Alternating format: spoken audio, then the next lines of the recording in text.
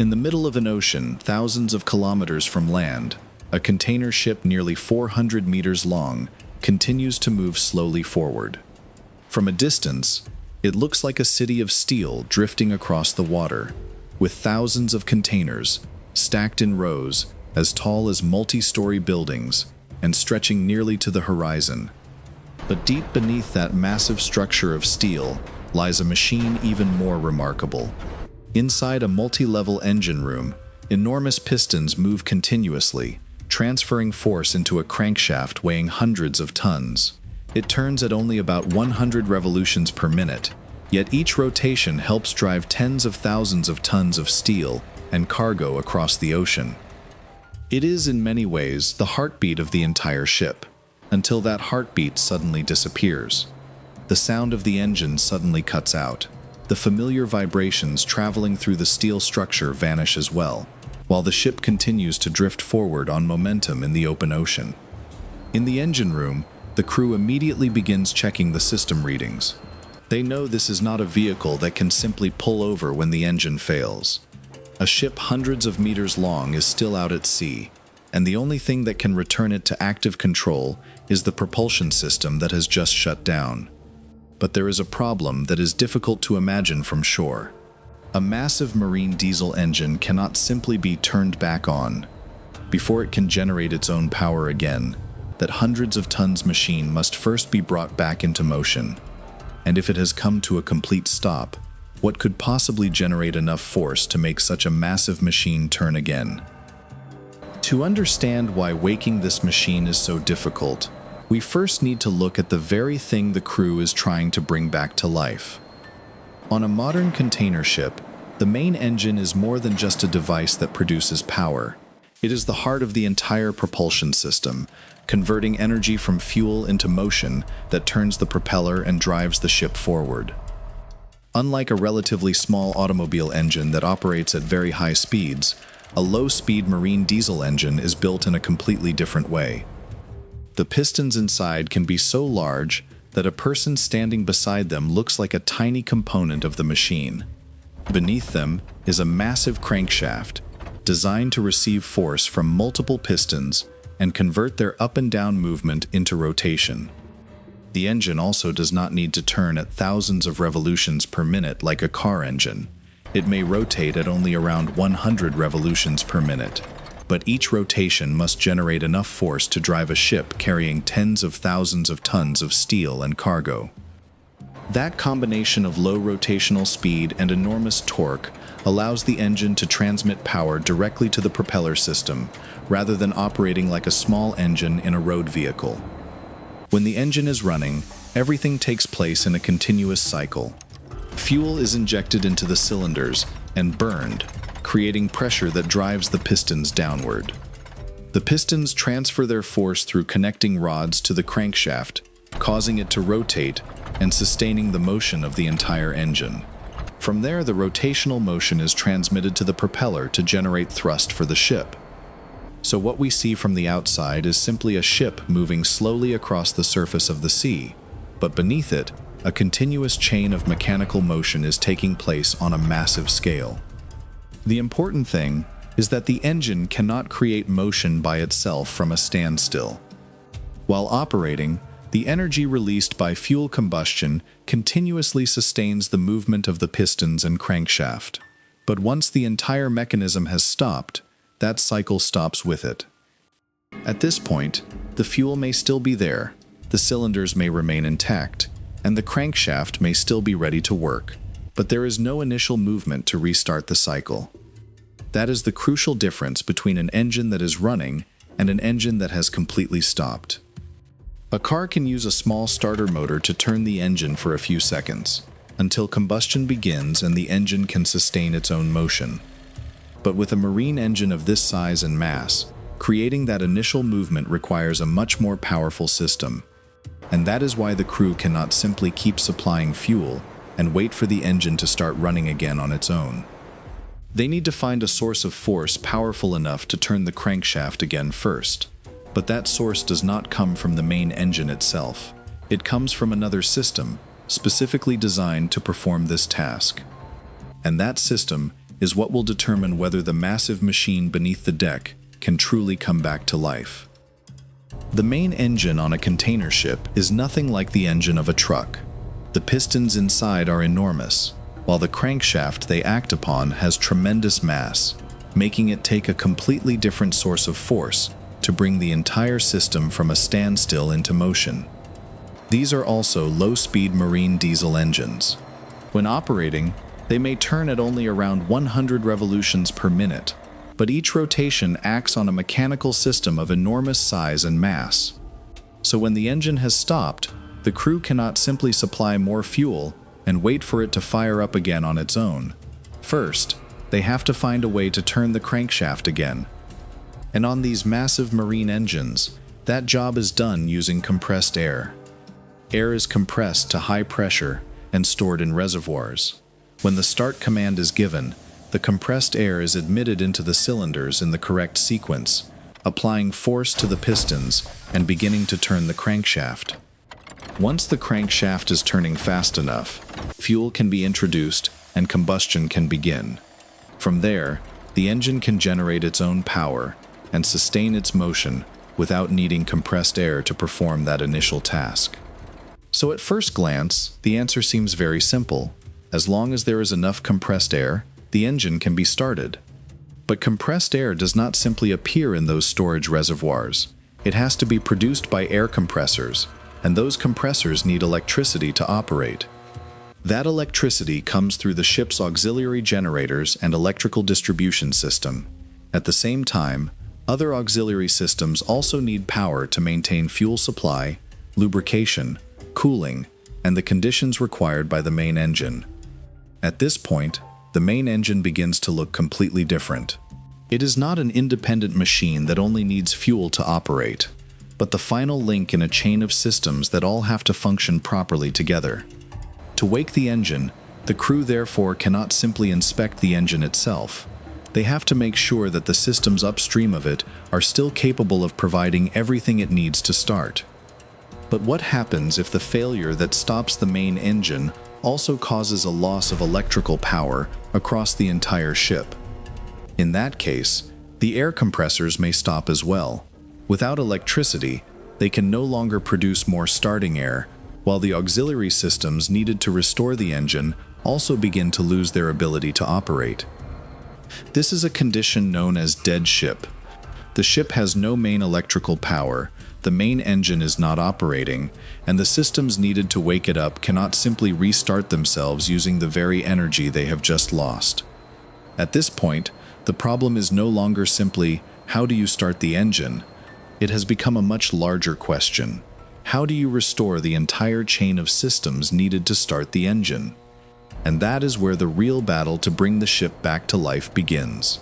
Because before they can make the largest machine on the ship turn again, the crew must first find a way to restore electrical power.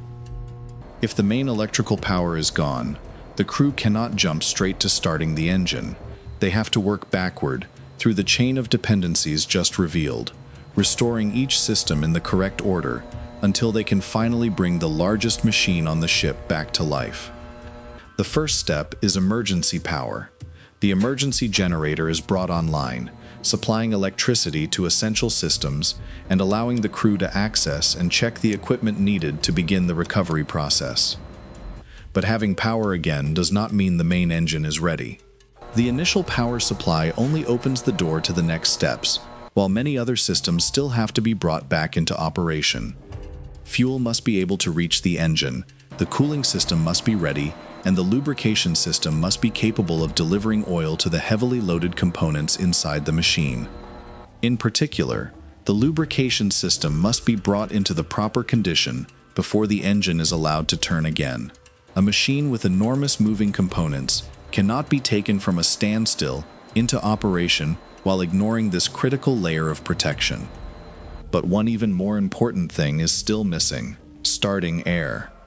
The air compressors are brought back into operation and begin filling the storage reservoirs with compressed air.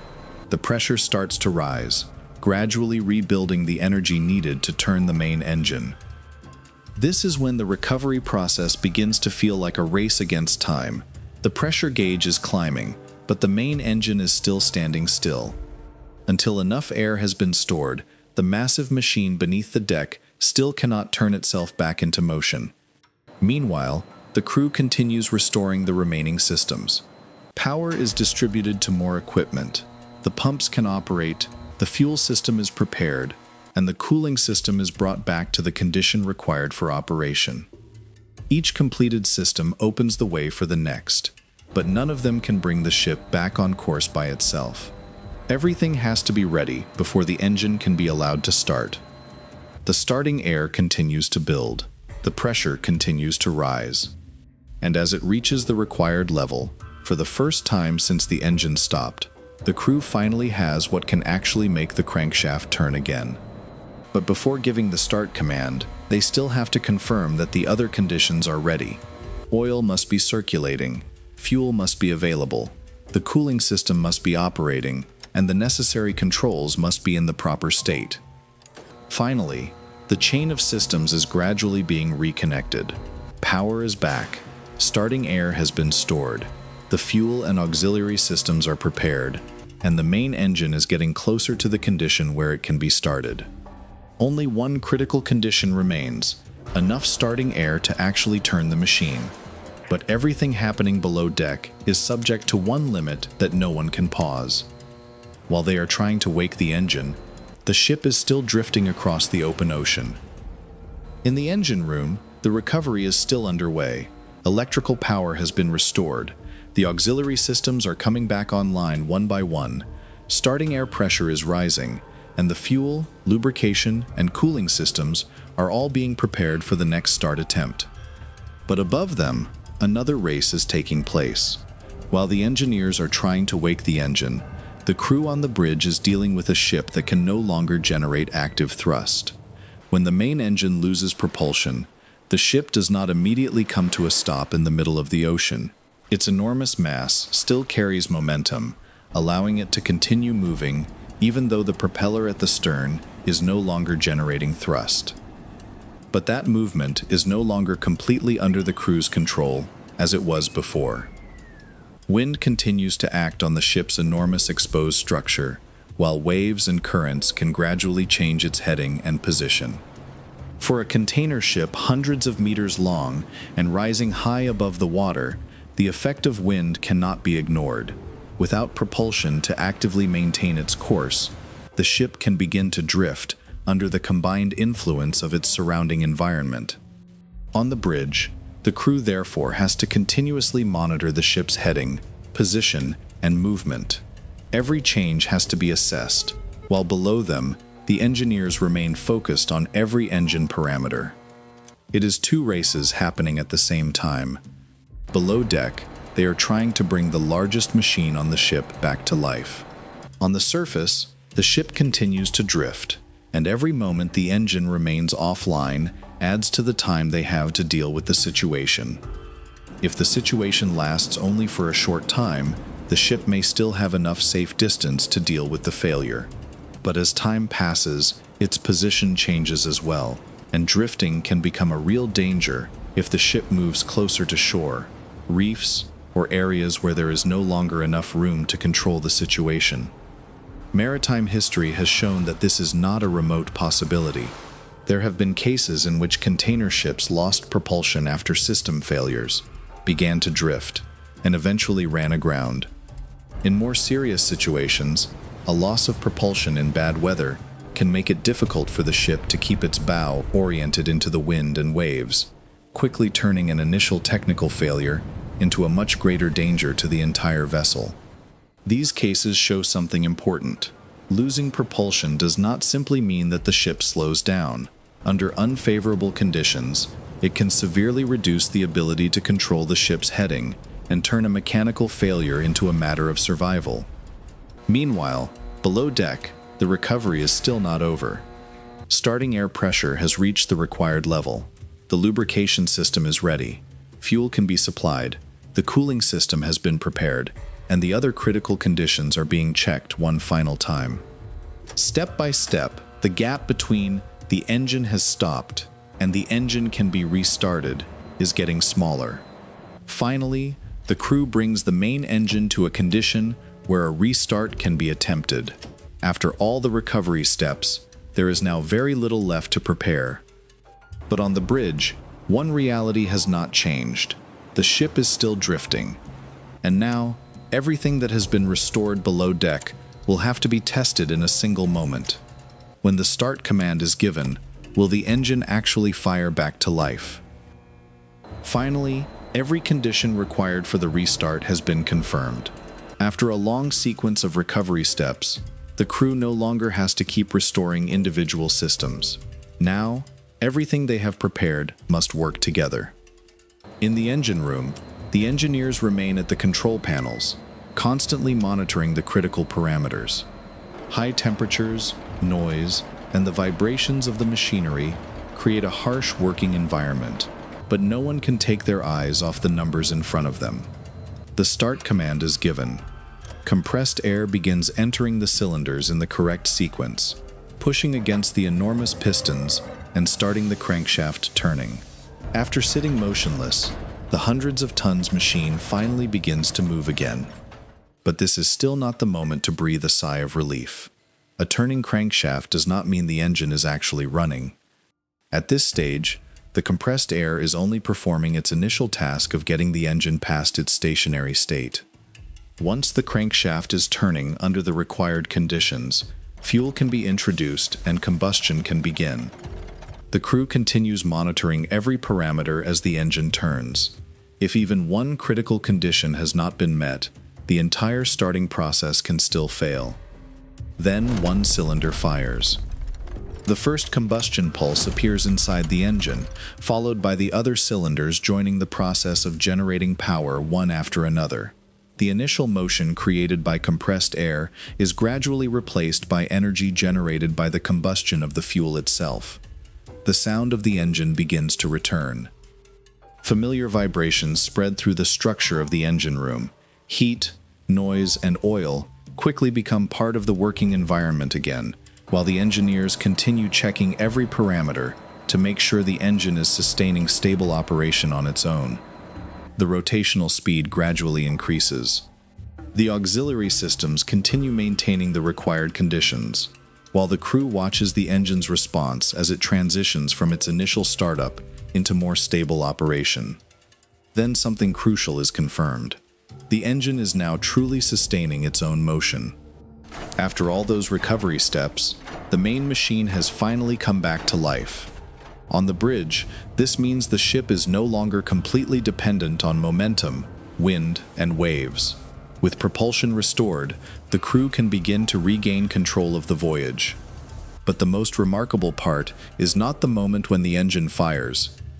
It lies in everything that had to work beforehand for a massive machine to perform something that seems so simple, turn itself back on.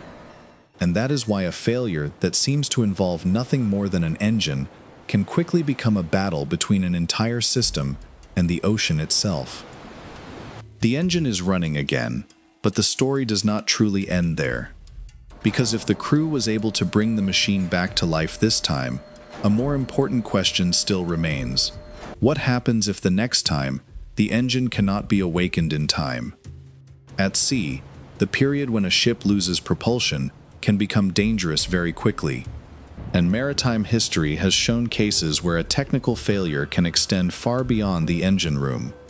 On March 26, 2024, the container ship Dali lost power while departing the port of Baltimore, then lost propulsion and steering before striking the Francis Scott Key Bridge. The bridge collapsed, killing 6 workers who were working on it. What is important is that the Dali still had an emergency generator, but emergency power does not mean that propulsion has been restored. When the propeller can no longer generate thrust, the ability to actively control the movement of a massive ship is also severely limited. And when a failure occurs just a short distance from critical infrastructure, the time available to respond may be measured in minutes. That is why modern ships do not rely on a single layer of protection. Backup power can maintain essential functions. Monitoring systems can detect abnormalities. Protective equipment can prevent some problems from developing into more serious failures. and when propulsion cannot be restored quickly enough, tugboats or other external emergency response measures can become another layer of protection, helping control the ship or move it away from a dangerous area. But all of those layers of protection ultimately still depend on people. The crew must understand what is happening, determine which systems need to be restored first, and decide when the ship is safe enough to resume operations. The more layers of protection there are, the lower the chance that a single failure will become a disaster. But no system can eliminate risk completely. And that is what is most remarkable about a massive container ship. From the outside, it may look like a city of steel crossing the ocean on its own.